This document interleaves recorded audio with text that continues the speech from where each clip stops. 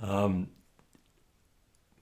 desire, honestly deep heart desire, is to help interpret life for you. I've lived mine.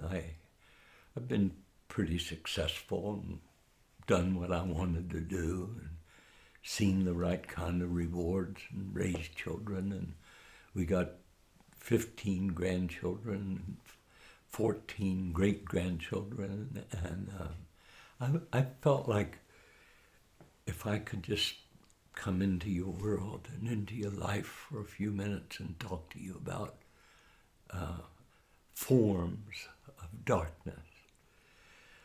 As a parent, I've always wanted to protect my children from failure and crazies and things that happen. And as a parent, you feel you almost fail because darkness and failure happens to everyone. You cannot be shielded from all darkness and failure. But you can understand that there are two kinds of darkness. One of them is, you don't want to hear this, but it's real. One of the forms of darkness is when I personally make stupid, injurious statements. It means it is a kind of darkness where I make a mess in my own nest. It's really hard to deal with that because I know I'm the one who did it.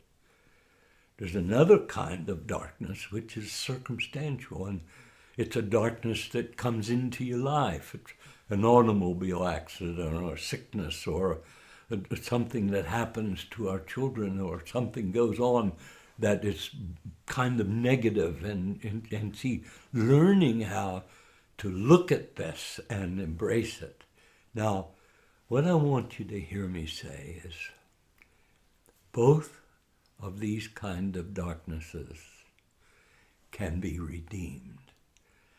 The nature of the redemptive act is that God's love is so total, and he speaks to us so directly, and he uses both forms of darkness to do the change and the maturity and conform me to what it means to be a real human being.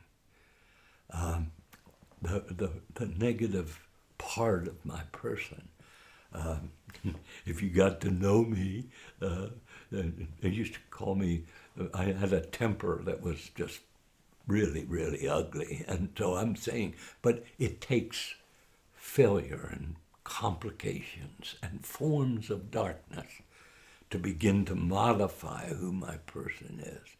Now, I am saying to you, if you can see and hear what I'm saying, you begin to perceive that all forms of darkness can and will be redemptive if you're able to see through the problem into the purpose that is emerging on the other side.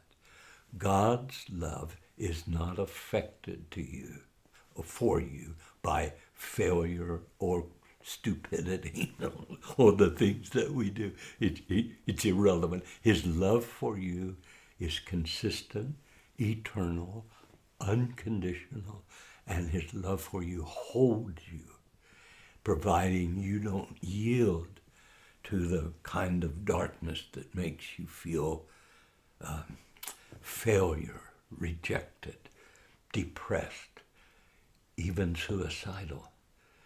If we learn to hold your position in God, God the Father, in the person of Jesus Christ, wants to come to you with light and life in your darkness.